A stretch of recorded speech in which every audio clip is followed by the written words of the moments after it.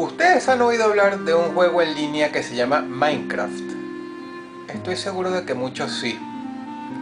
Es muy entretenido y se pueden hacer cosas bastante interesantes. Pero lo importante es que además se pueden ver cosas muy particulares, en especial si tú eres de los que pasa mucho tiempo en este juego. Hace no mucho, un usuario había creado un mapa bastante grande y estaba construyendo. Era tarde en la madrugada y cuando ya llevaba varias horas inmerso en el juego, vio a otro usuario muy a lo lejos. Cuando le aplicó el zoom, se dio cuenta de dos cosas muy interesantes. La primera es que este usuario no tenía ojos, o por lo menos el carácter que aparecía en la pantalla no parecía tener pupilas. La cuenca de los ojos, de los globos oculares, estaban vacías completamente. Esto no le preocupó mucho porque después de todo uno puede manipular al personaje, quizá incluso más allá de lo que el mismo juego te permita. Si eres de esas personas que saben mucho, cualquier cosa es posible. Lo perturbador era que este usuario en particular, además de que no respondía a ningún mensaje,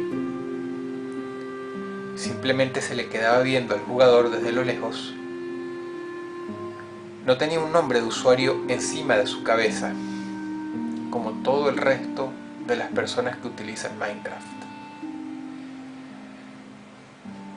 Bien resuelto, dejó lo que estaba haciendo y el jugador se puso a perseguir a este personaje.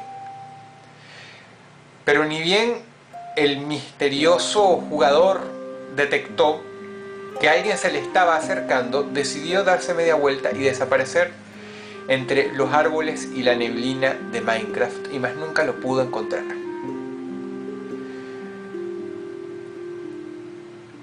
El jugador siguió trabajando en lo suyo, pero no pudo olvidar esto, así que bien resuelto fue a los foros de Minecraft y preguntó por este extraño personaje, y lo describió tal como yo se los he descrito a ustedes.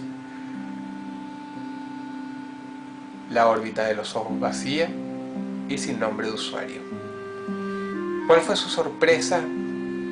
De que a los 5 minutos su mensaje fue borrado. No entendió por qué, así que volvió a subir la pregunta, pero esta fue borrada todavía más rápidamente. Y además recibió un mensaje privado. El mensaje privado venía de parte de un moderador que simplemente le puso la palabra stop, detente en inglés. Y con mucha razón, este jugador de Minecraft se lo tomó como una amenaza y no volvió a subir más el mensaje. Pero más tarde, durante esa noche, recibió otro mensajito privado de parte de un usuario que le dijo que también había visto a este personaje e incluso le describió cosas que él no recordaba, aparte de la órbita de los ojos vacía y que no tenía nombre de usuario, como por ejemplo el color de la indumentaria.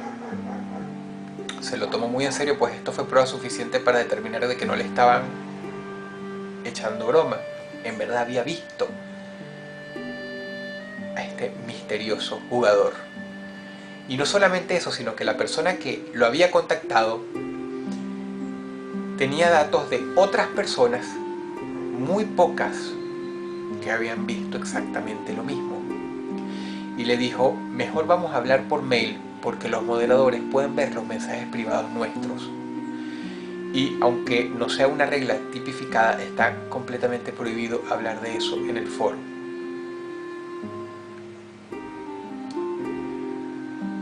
Más tarde, recolectando información, nuestro jugador supo que el personaje misterioso de ropa amarilla, pantalones marrones y con rasgos faciales extraños pertenecía al hermano del creador de Minecraft, que se llama Notch. o por lo menos ese es su nickname. ¿Cómo lo saben? Simple, porque antes de que su nickname no se pudiera ver, ese mismo muñeco pertenecía a un usuario de nombre Herobrine, y en efecto era un sueco que a la vez es el hermano de Notch, que también es sueco.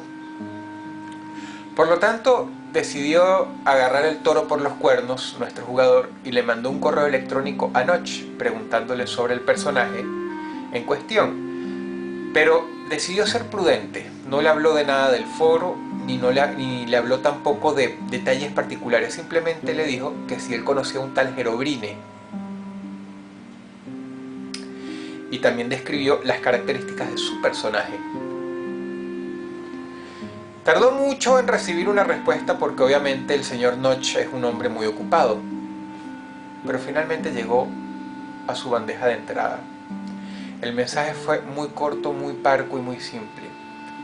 Sí, yo tenía un hermano. Sí, su nickname fue Herobrine, pero él murió hace tiempo. Él ya no está entre nosotros.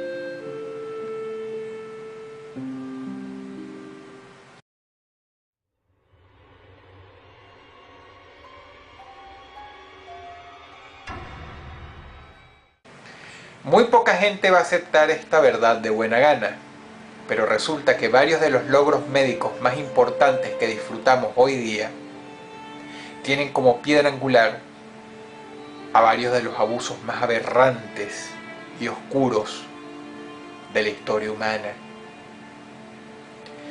El doctor Joseph Mengele, arropado bajo el poderosísimo manto nazi, no fue sino la punta del iceberg.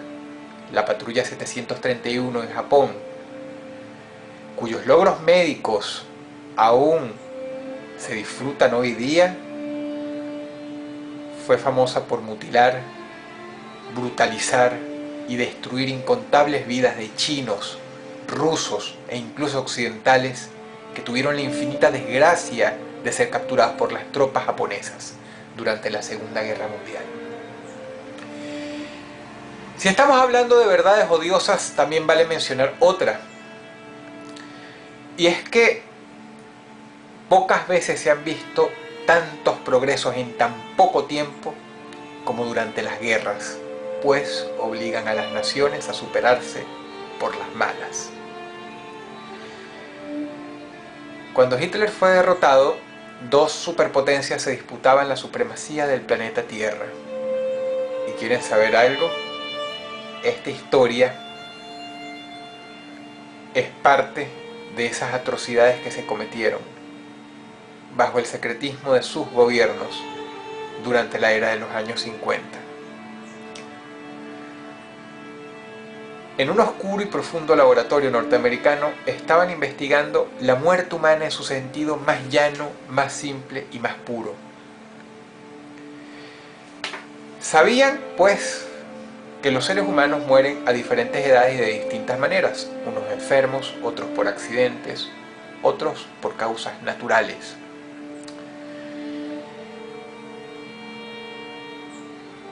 Querían saber, pues, cómo propiciar la muerte de una persona de la manera más indolora posible, es decir, durante sus sueños.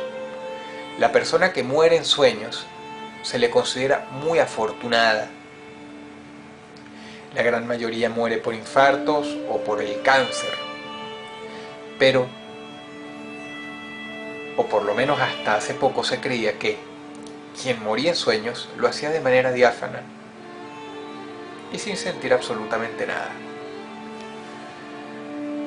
Así que este laboratorio logró conseguir a una multitud de personas que nadie extrañaría, todos mayores de 85 años, vagabundos, errantes. Los bañaron, les dieron de comer y simple y llanamente los hicieron esperar, no curando del todo sus enfermedades, pero procurando que estuvieran dormidos para cuando llegara el momento final. Ya dije que era una época de grandes avances médicos, así que por primera vez podían ver la actividad cerebral de una persona en tiempo real, poniéndole chupones a los lados de la cabeza conectados a largos cables que iban a computadores. ¿Cuál fue la sorpresa de que cuando las primeras personas murieron, los médicos vieron que los encefalogramas de los durmientes tiraban picos en la impresora con la aguja muy altos, muy agresivos, lo que les llevaba a concluir que sus cerebros no solamente tenían una actividad muy alta, varias veces mayor que la de una persona despierta, e incluso varias veces mayor que la de una persona que está sufriendo un estrés muy grande. Ellos consideraron que eran pesadillas, pero se aterrorizaron mucho al ver que estas pesadillas no fueron coincidencias de dos personas. Más tarde murió otra, y como se aseguraron de que estuviera soñando en el momento de su desenlace final, se dieron cuenta de que los resultados de la aguja también tiraban picos altísimos. Se dieron cuenta de que las personas en sus sueños, cuando mueren, sufren de una manera terrible.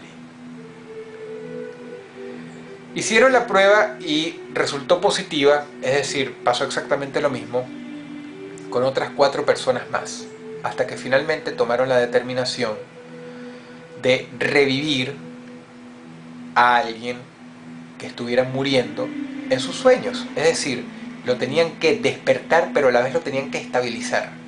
Así que prepararon un equipo médico enorme y sin muchas esperanzas esperaron al día en que la persona seleccionada, que estaba muy enferma, muriera. Se encontraba durmiendo por medio de químicos y finalmente empezó. Ta, ta, ta, ta, ta, ta. La impresora comenzó a lanzar picos altísimos de actividad cerebral. La pantalla estaba completamente roja con la imagen fantasmal del cerebro. El equipo médico se volcó sobre el pobre anciano, le inyectaron varias cosas, lograron revivirlo, lograron despertarlo. Pero fue completamente en vano, pues cuando llevaba segundos de estar despierto, sufrió de un infarto cardíaco y quedó fulminado. Uno de los científicos jamás va a poder olvidar lo que susurró el anciano antes de morirse, cosa que lo llevó a cancelar el proyecto para siempre y dejarlo dormido en un oscuro laboratorio a través de archivos incontables. El anciano le dijo: muérete antes de dormirte. No se sabe nunca qué vio.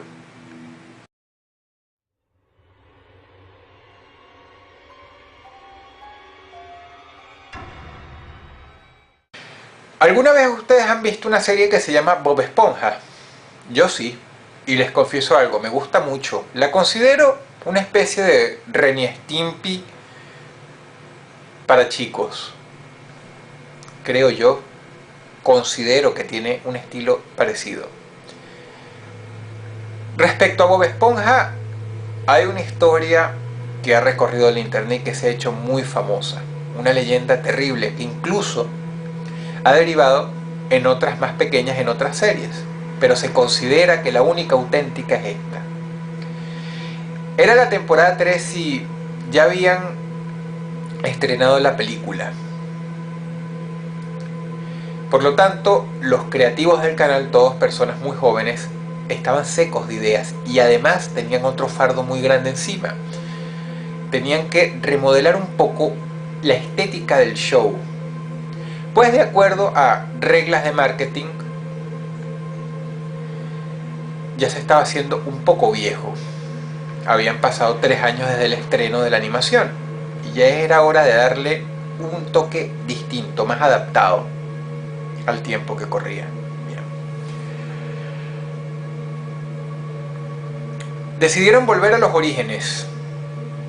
Y cuando uno vuelve a los orígenes, vuelve a los episodios piloto. Produjeron 3.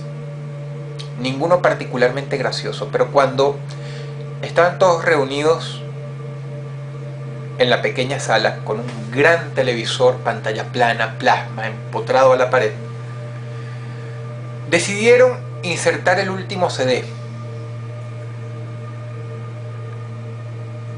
El episodio empezaba así: el suicidio de Calamardo.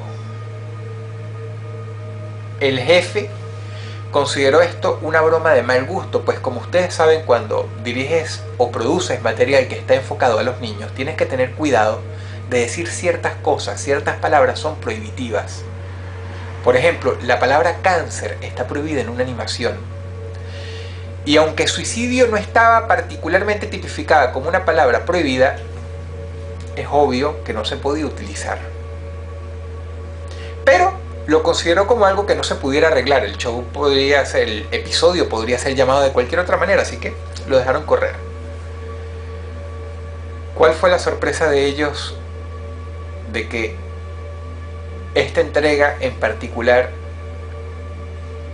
iba a ser muy sorpresiva, pero por todas las causas equivocadas? Empieza Calamardo practicando con el clarinete en su cuarto.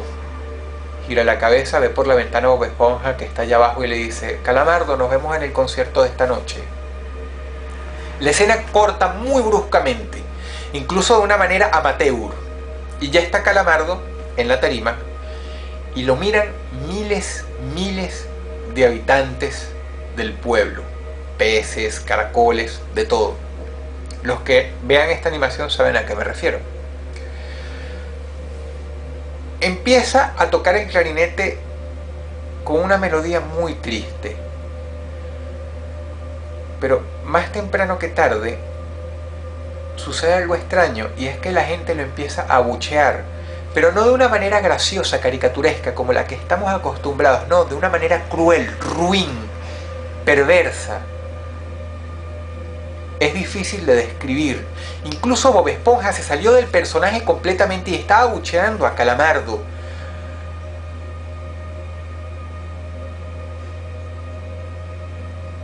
Y cuentan que los ojos de Bob se veían terriblemente reales. Así como los ojos de Patricio, de Arenita, de Don Cangrejo, de todo el resto del elenco.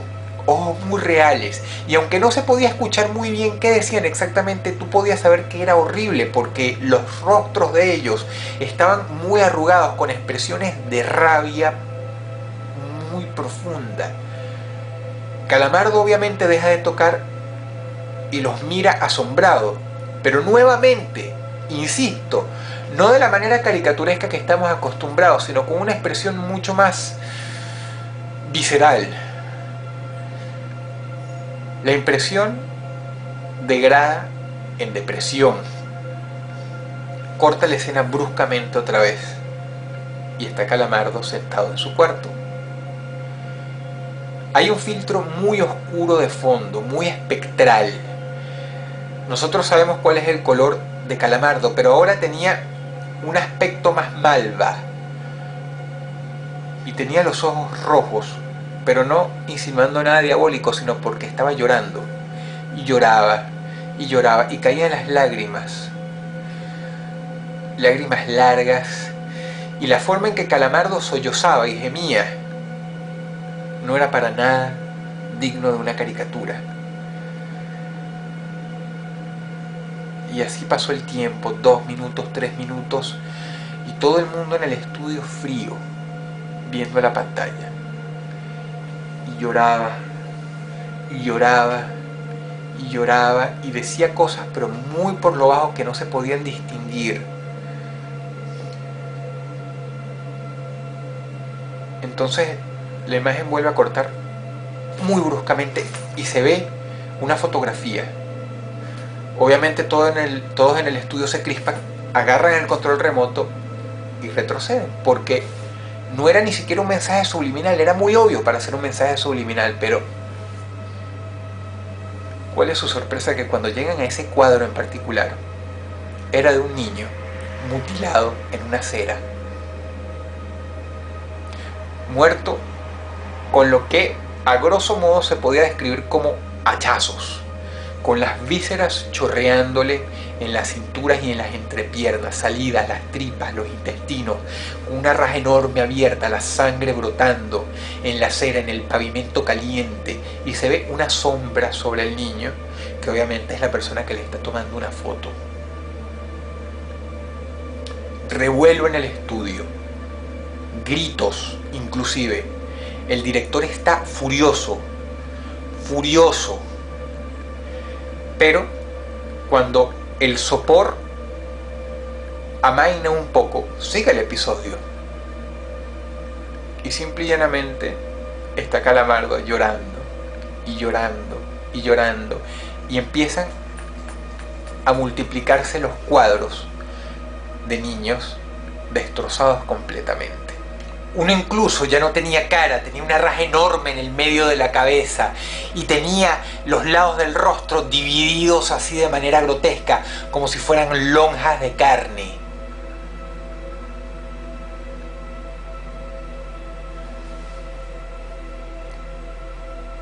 Y luego todo vuelve a lo mismo, al rostro de Calamardo, pero esta vez él ya no está llorando. Simplemente está viendo fijamente a la pantalla con sus ojos grandes y rojos. Y así se queda por un rato ante el silencio sepulcral del estudio, como si se estuvieran viendo mutuamente animación y realidad. Escuchan que de los parlantes sale una voz muy gruesa que dice "Do it", que significa hazlo. Y finalmente Calamardo coge una escopeta y se vuela la tapa de los sesos. Fragmentos de carne, huesos, materia gris y sangre tan espesa que parece negra cubren la pantalla. Y el episodio termina tan abruptamente como empezó. Reúnen a todo el equipo responsable de la animación en el estudio. Pero por más severos que son, nadie se atribuye la creación del mismo. Nadie toma para sí la responsabilidad de ese episodio piloto, que sencilla y llanamente apareció en una caja puesto junto con los demás. La cuestión degenera con mucha rapidez y llaman a la policía, puesto que no saben si las fotos de esos niños las sacaron simplemente de internet, que es lo que quisieran creer, o si en verdad alguien las tomó. Pero cuando llega la ley y revisan y buscan y se empapan del tema, pasan las semanas y concluyen en dos cosas. La primera es que no hay pruebas de que nadie haya creado esa animación en el estudio, puesto que hacer un show, incluso si se trata de un capítulo, no es algo fácil. Se necesita un equipo entero y los recursos del canal para ello, pero no pueden probar que nadie lo hizo, incluso si fuera una sola persona, que ya de por sí es muy improbable.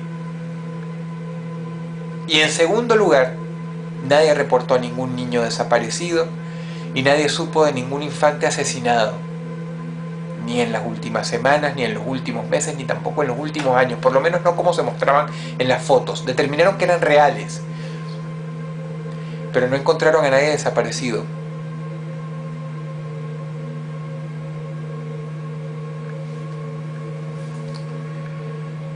No se sabe qué pasó con este episodio, si lo destruyeron, si lo borraron, pero eso no es lo importante. La vida siguió como siempre.